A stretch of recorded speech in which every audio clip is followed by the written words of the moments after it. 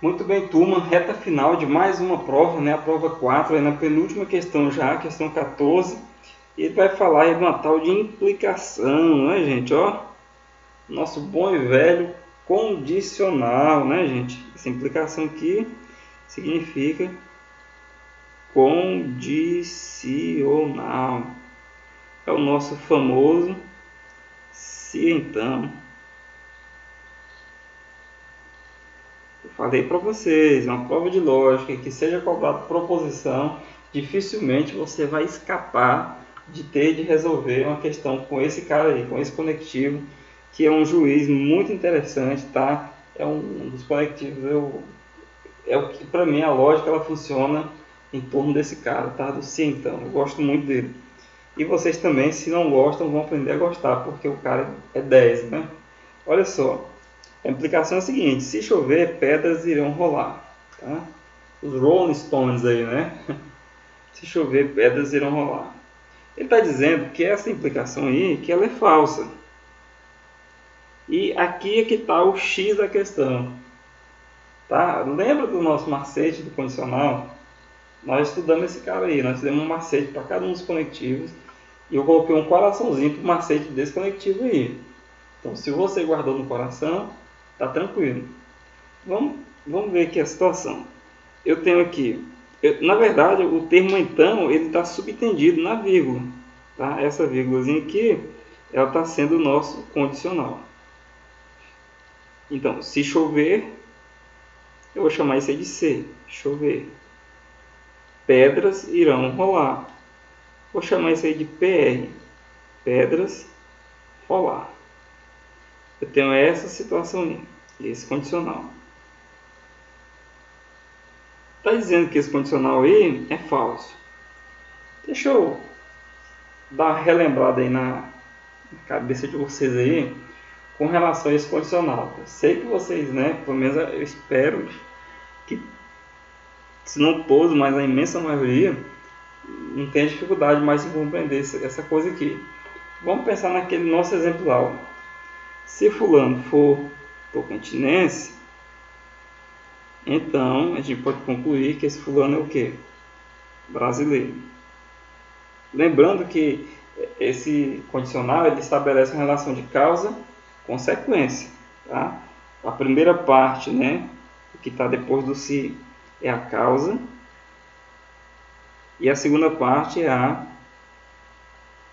consequência.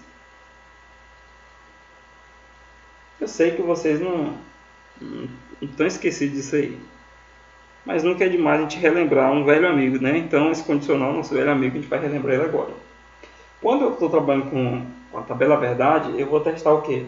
As combinações de valores lógicos, tá? Eu posso ter a seguinte situação: verdade para ambos, verdade para um, falso para o outro, falso para esse agora e verdade para o outro, e por último, falso para ambos. Todos os valores lógicos possíveis, né, de tocantinense e brasileiro estão aí. E aí a cada um dessa combinação eu vou fazer o julgamento do condicional e eu vou obter aqui, né, nós vamos obter um resultado. Vamos lá, vamos analisar aqui linha por linha.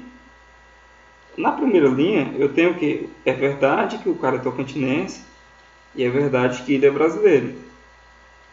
Ou seja, eu tenho aí uma relação verdadeira.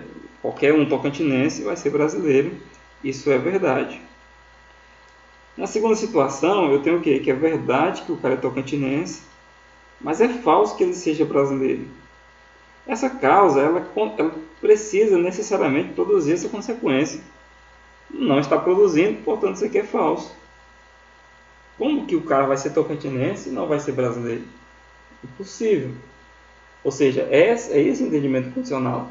Ele não admite que a causa seja produzida e a consequência não. Isso é incoerente. Seria como eu soltar uma pedra e a pedra não cair. Não é? Causa, soltar. Consequência, deveria cair. Não pode. Agora, olha só a situação 3. Não é tocantinense, mas é brasileiro. Nós temos outros estados. Temos o Distrito Federal também. Para eu ser brasileiro, eu não preciso ter essa causa específica. Eu posso ter uma outra causa. ou seja, isso é verdade. E por último, falso que seja tocantinense, falso que seja brasileiro, isso também é verdade. Imagine alguém que seja japonês, ele não é tocantinense, não é brasileiro, ou seja, está tudo certo. E aqui, gente, a gente olhando essa tabela verdade nossa, é de onde a gente vai tirar o nosso macete. Eu só tenho falso nessa linha. Tá? Aqui o valor é falso. E só é falso aqui. Ah, mas é para esse exemplo. Para qualquer exemplo, para qualquer questão que tenha conectivo. Então, o entendimento vai ser esse. Só quando eu tiver a primeira verdadeira, a causa verdadeira e a consequência falsa, é que eu vou ter o resultado falso.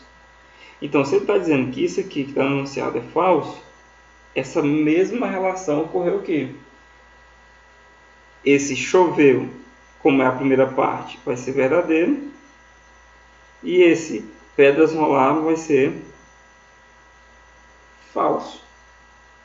É isso que eu preciso para que eu tenha um condicional falso. Eu não preciso saber o valor lógico das proposições.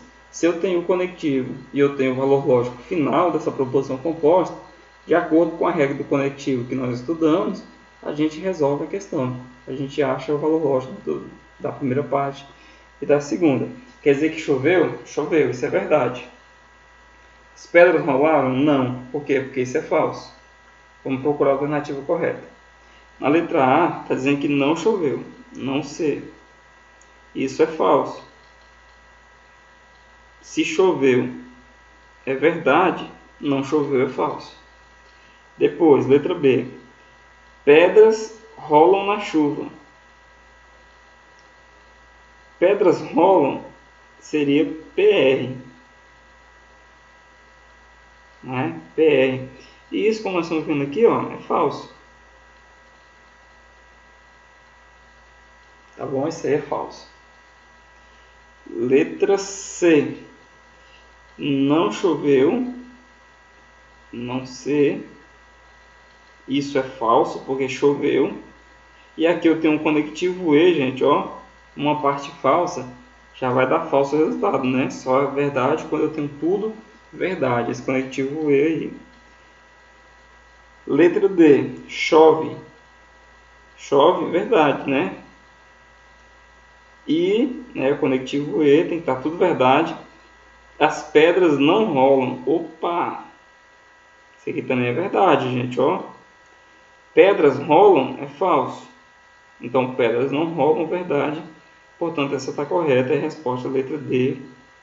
D de dado, a resposta da questão 14. E a letra E, está dizendo que a chuva faz as pedras rolarem, né?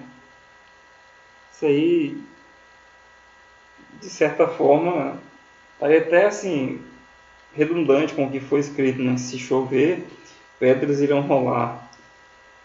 Mas não quer dizer necessariamente que a chuva faz com que essas pedras rolem, né? Não sei, esse é o entendimento.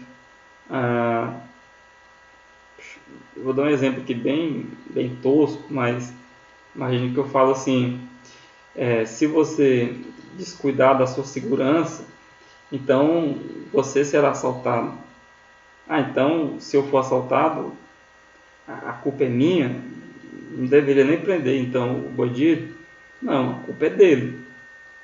Ele cometeu o crime. O que esse condicional, se você descuidar, está dizendo é que tem como você diminuir, minimizar a ocorrência daquele crime, né? E não que de fato a sua ação, a sua omissão é que determina isso aí. Então não quer dizer que a chuva faz as pedras rolarem. Eu posso ter lá um cidadão que quando chove ele resolve empurrar as pedras, elas rolam, tá? Gente, aqui não fica viajando muito igual eu não, porque isso é perda de tempo.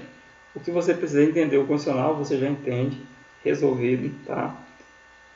Prego batida, ponta virada, questão resolvida. Então, até a próxima, até a questão 15, a última questão da prova 4.